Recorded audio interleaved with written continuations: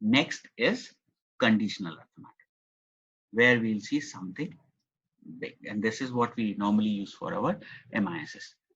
Now, when we say conditional arithmetic, we are doing those arithmetic functions, but doing with a condition. Now, there are two cases that we can have. We can have one condition and we can have more than one condition. So when we have one condition to check, we'll use SUMIF, or if. The word comes as if. And when we have more than one condition, the word is ifs.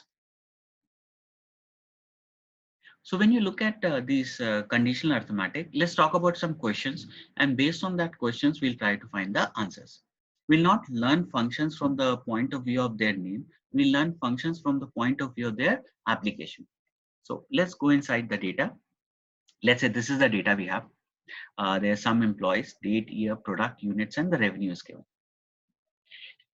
Now this data is for some years. There's some products that these guys have sold, and the employees are also being repeated year on year. Now the first analytic thing that you want to understand is find the number of times lipstick is purchased in the data. So there's a product known as lipstick. I need to find how many times this product has been purchased. Now whenever you hear the word number of times, it is always count. And whenever you hear total number, total word, sum, then amount, then it is sum. So here we need to count. So what is one way of counting? You put a filter, search for lip gloss, and then count it. But that would be a very difficult thing. So we have a function known as count. Now, count can count only this entire thing. It cannot count with a condition. And what is the condition that we have? We only have to count lipstick in this entire thing. Here. So whenever this word lipstick is coming, I need to count that only. We do not have to count anything else in this data. So what we are going to do, we'll use the function count if. Why if? Because there is only one condition. Number of time lipstick is purchased. So this is count with a condition. So we'll say equal to count if, single condition. Now we need to understand the arguments. The first argument that it says is the range. So what is the range? Whenever you have confusion on this statement of range, see what is the criteria that you want to check. I want to check lipstick. So in this entire data, where does lipstick come? It comes under the heading product. So your range would be this product.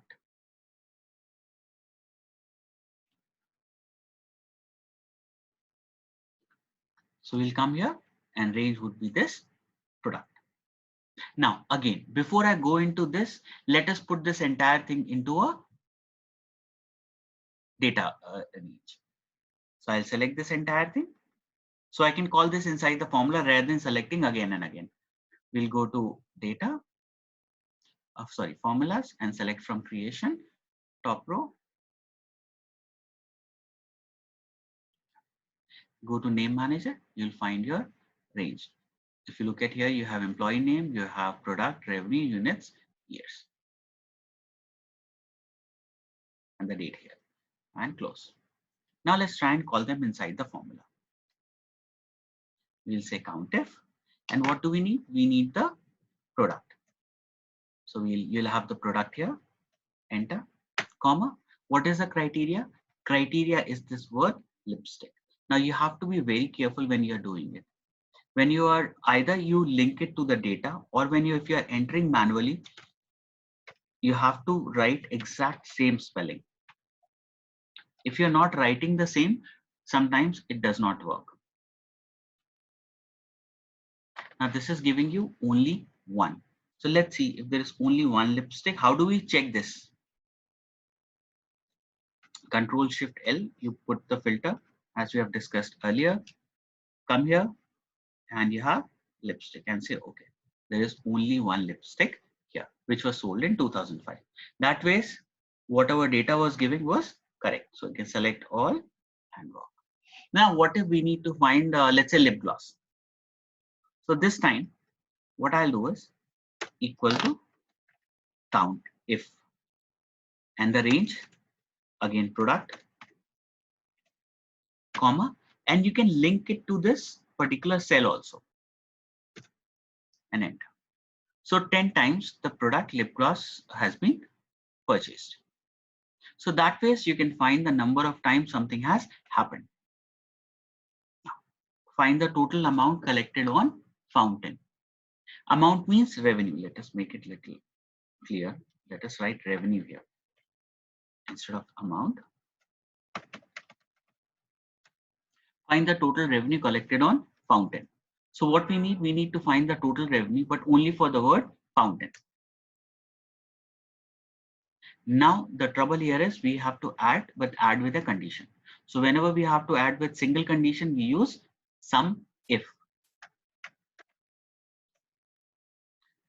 First two criteria are exactly same as your count if, range and criteria. So what is the range? Range is product and the criteria is fountain, comma, and then comes the sum range. Now by default, if you see the square brackets, these square brackets means it is optional. But if you leave this, the range and the sum range becomes the same. So Excel, if I leave this and hit enter, you will see that this is giving me 0. It is not giving me error. No errors are coming. But is it the right answer? No. Why that is happening? Because what Excel does it, the third argument, the sum range, is automatically taken as this range. So what is the range? This product. Now there are no numerical entries in here. So what will be the answer come? Answer will come as 0. So in this case, the sum range is important. So we need to enter the sum range as revenue. Since I've already marked them up into this, so I don't have to go back and select this again. Hit enter. So what do you see? 262.2230937. Now, if you want I'll show you a UDF on this. Use of round function. You do not want this big to come. You only want one decimal. So you'll say round this function, comma, 1 and close this. You will see a lot of functions written like this.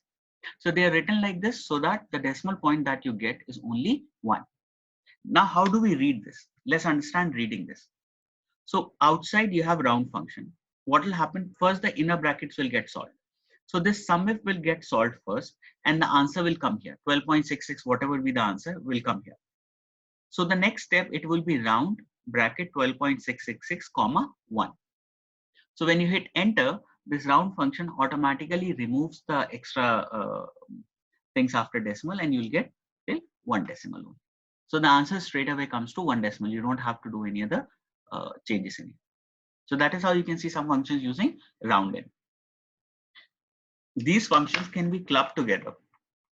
And when we start clubbing together, we call them as user-defined functions, UDFs. So we have used two functions together to get our answer in single step. The next thing is, what is the average revenue for 2004? So we need to find the average, but the condition is it should be only for 2004. So how do we find an average? Sum of values divided by number of values. But here we don't have to do it because average if can do this for us. Sorry, equal to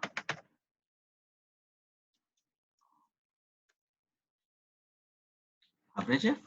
Same thing, range, criteria, and average. They all three are same. Range would be our product or year, because what we need in this case is the revenue for year 2004. So in the range year, find 2004. See, this is not alphabet. This is a number, so I can write it straight away. And the average range would be the revenue. Now I don't remember this word, so press F3 and you can see the range revenue and okay, and close the. Here also you can put round or you can just remove the decimals.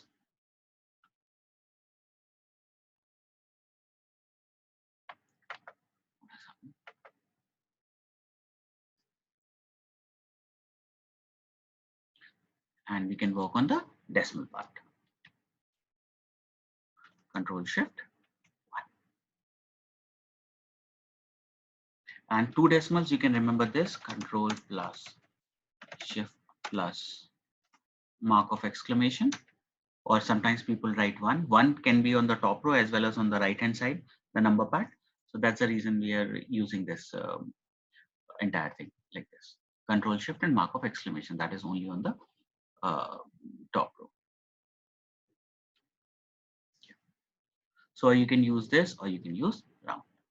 So this is the way we can do basic conditional arithmetic. This is COUNTIF, this is SUMIF, and